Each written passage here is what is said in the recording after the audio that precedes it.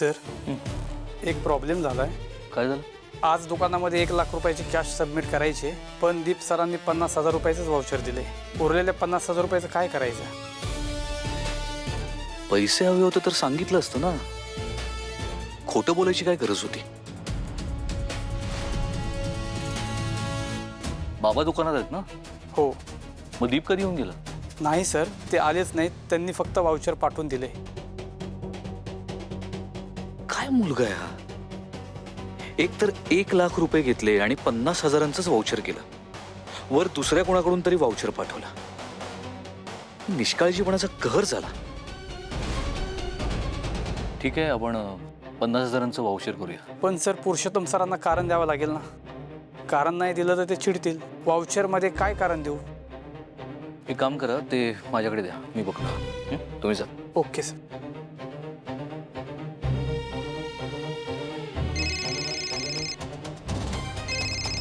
काय आता? अहो मी बोलतेय, प्रीती। सॉरी सॉरी, ते मला वाटलं कोणीतरी स्टाफ मधला आहे म्हणून चुकून रागाने बोललो। Sorry, extremely sorry.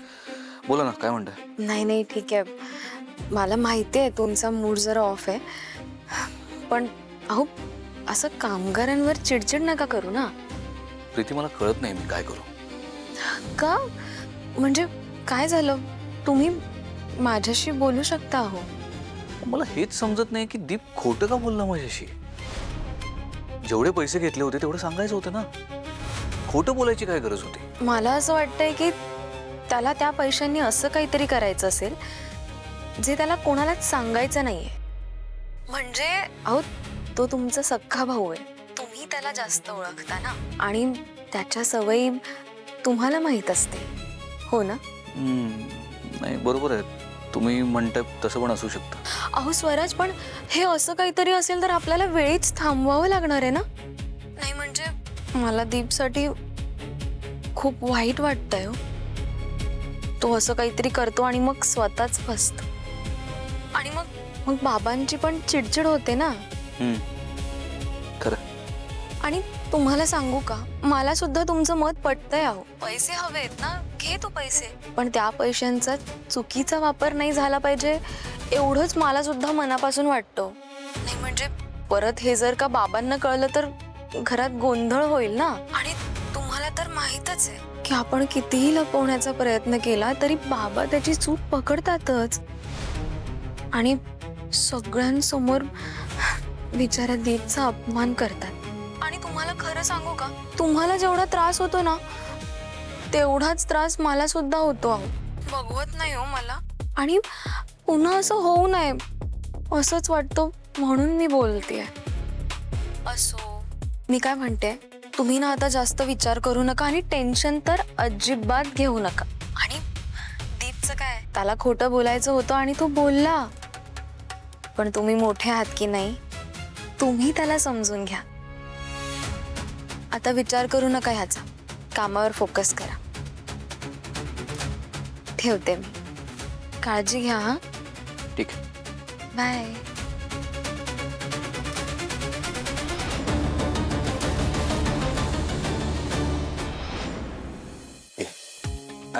ये इकडे बसूया, रडायचं अजिबात नाही। हा, बस बस।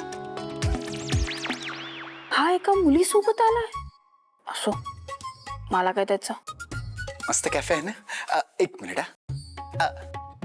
Excuse me.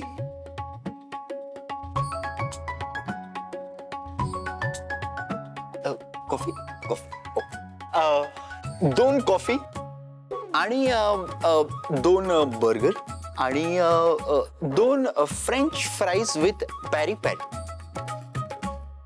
मला काहीच खायचं नाहीये, माझ्या घशाखाली घासही उतरणार नाही, आणि जर तुला मला काही द्यायचंच आहे तर मला विष दे, मला जगण्याची अजिबात इच्छा नाहीये। बापरे, हा काय प्रकार आहे? तुम्ही घेऊन या ना, जे मी सांगितलं ते घेऊन या। हा, तू जरा शांत हो ना, तू आधी पहिले खा। हा, तू पहिले खा, मग आपण बोलूया, ओके? ठीक आहे, माझं नाव रिया आहे। अरे अच्छा, मी पण माझं नाव नाही सांगितलं तुला गडबडीत. माझं नाव दीप गायकवाड. बोल, तू काय बोलत होतीस? हा, हे बघ, कॉफी. थँक्यू.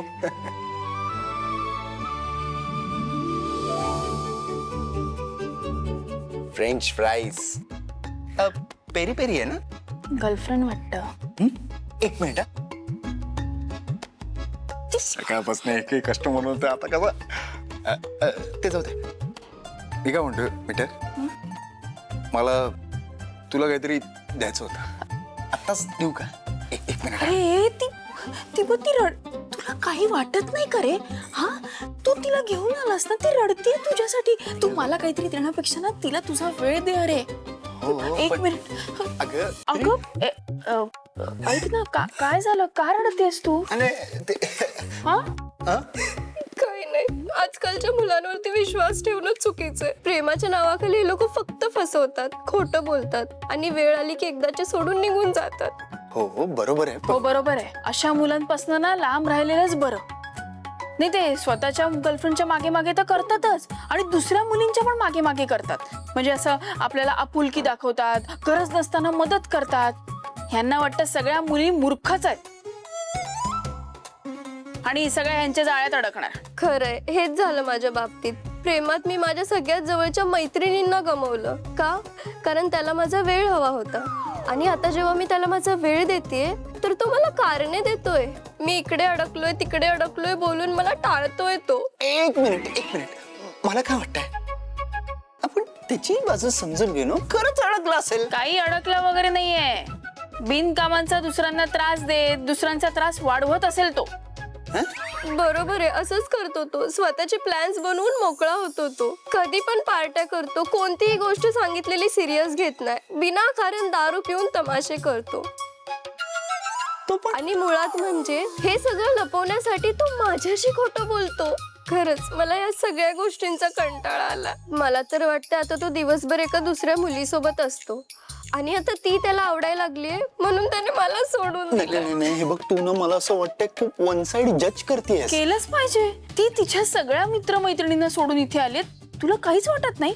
माझा काय संबंध? तूच बाजू मांडतोयस ना. आणि त्याचं वागणं आता असं झालंय की तो असूनही नसल्यासारखा वाटतो. कुठल्या गोष्टीचं गांभीर्यही नाहीये त्याला. नाही अगं, मी समजू शकते. मला आहे अनुभव या स्वभावाचा, या वागण्याचा. हो ना, मी बरोबर आहे ना? अगं अगदी बरोबर आहेस तू. तुझं काहीही चुकलेलं नाहीये, चुकलं याच आहे. एक मिनिट. तुमचा काहीतरी गैरसमज होतोय. मी काही बोलू का? नाही